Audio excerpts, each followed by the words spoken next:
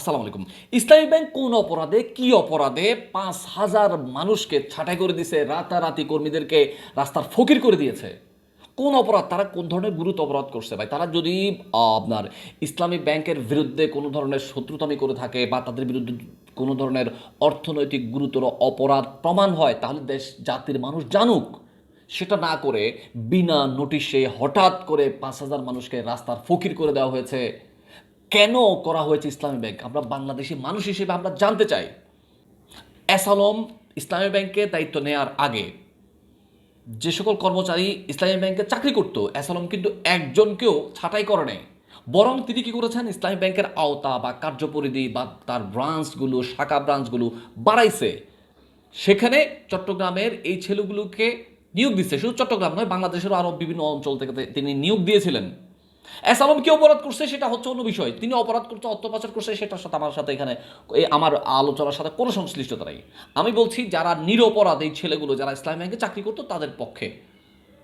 আমার কথা হচ্ছে যারা ইসলামিক ব্যাংকে চাকরি করতো তারা কোন ধরনের অপরাধ করছে। আর তাছাড়া এসালম নতুন করে এই মানুষগুলোকে এখানে যুক্ত করছে, তাদের পরিবারের মুখে দুমুঠো আহার তুলে দিয়েছিল।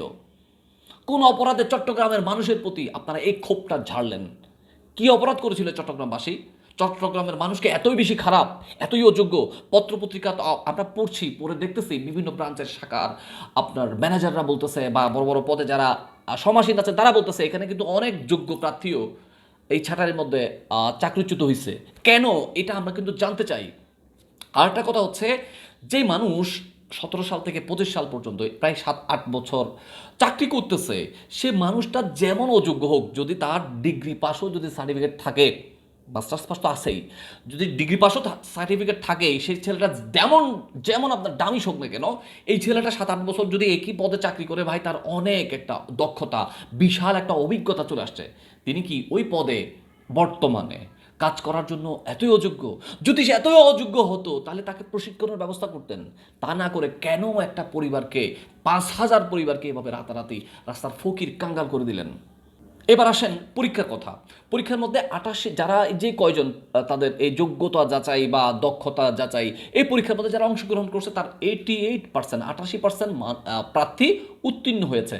তো এখন যারা এই ৫,০০০ মানুষ যারা পরীক্ষার মধ্যে অংশগ্রহণ করে নাই, তারা যারা আন্দোলন করছে, তাদের এই আন্দোলনের প্রেসারে অনেকেই মতামতটা দিচ্ছেন যে বাকি ১২%কেও বলতেছে আপনারাও চাকরি করার জন্য চাকরি করবেন।